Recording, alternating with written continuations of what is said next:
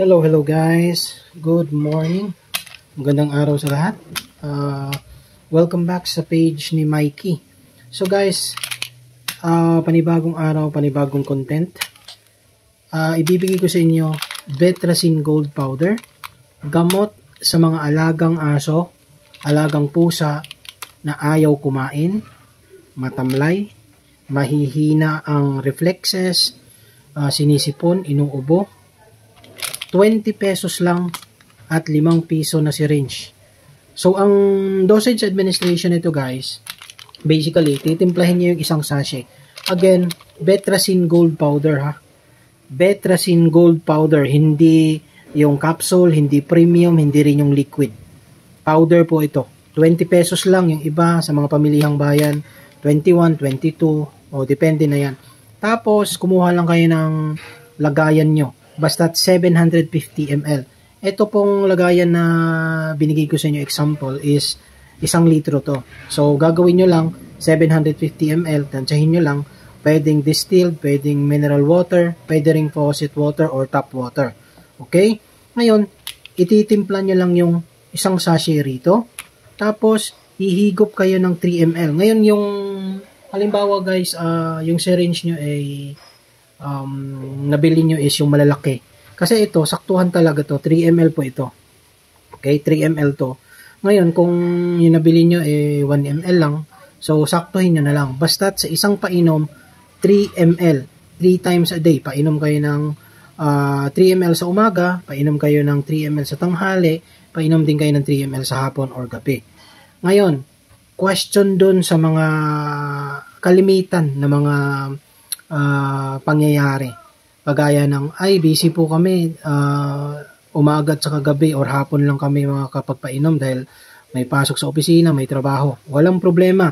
Di ba nagpapainom tayo 3 ml sa umaga, tanghali at gabi or hapon? So, hatiin nyo yung 9 ml.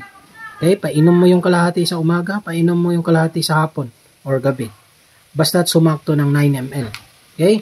So, ito, pag tinimpla nyo rito, marami pang matitira. Ang pagpapainom rito is 3 ml 3 times a day, or again, hatiin nyo yung 9 ml umaga at gabi or hapon lang dahil yun lang yung time nyo.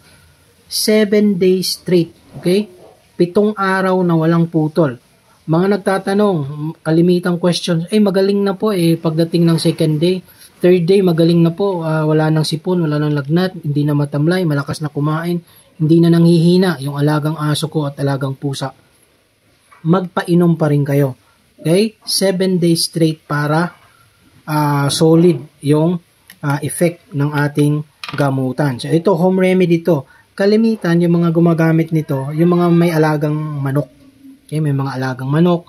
Ito yung ginagawa nilang panubigan. Maraming hindi nakakaalam rito na ito po ay mabisang gamot sa alagang aso at pusa. Another question na naman, bubuuin na natin lahat to para sa inyo. Marami pang matitira dyan, boss. Kasi 9 ml lang everyday.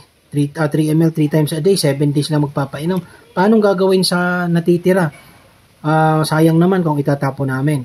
Good question. Ang gagawin natin dyan is, gagawin nating maintenance. Gawin nyo lang 2 ml once a day hanggang maubos. Ngayon, ang lifespan nito is basically pag room temp lang, hindi nyo inilagay sa ref. Maglalas lang to probably maximum 2 weeks. Okay? So, wag na kayong migit doon, tapon nyo na. Tapos magtimpla na lang kayo kung gusto nyo pang maintenance. Ngayon, kung naka-refrigerate naman, doon lang sa pinakababa, pag naka-refrigerate, maglalas to ng 2 weeks mahigit or 3 weeks. After that, pwede nyo nang i-dispose kahit may matira pa. Malalaman nyo naman kasi mag-iiba na yung kulay nito.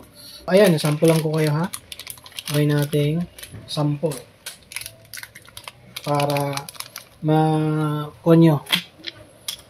Ito, pag dinala nyo po yung mga alagang aso at pusa nyo sa vet, dahil nananamlay, ayaw kumain, mahinang kumain, alam nyo na kung magkano gastusan dyan. Kasi dinaanan rin po natin yan sa mga alagang aso natin. Okay?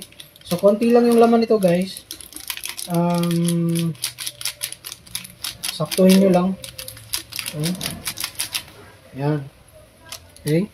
So, tinimpla na natin dyan. yan yung magiging kulay niya. Pag medyo expired na to, nag-iibang kulay nito, parang nagiging dark yellow na siya. Ito, malabnaw lang na yellow, parang lemon lang. Okay, ganyan lang yan. Okay, tutunawin nyo lang. Yan. Tapos, ihigop kayo ng 3 ml dyan. Yung isang 3 ml, isang painom yan sa umaga, tanghali, or gabi.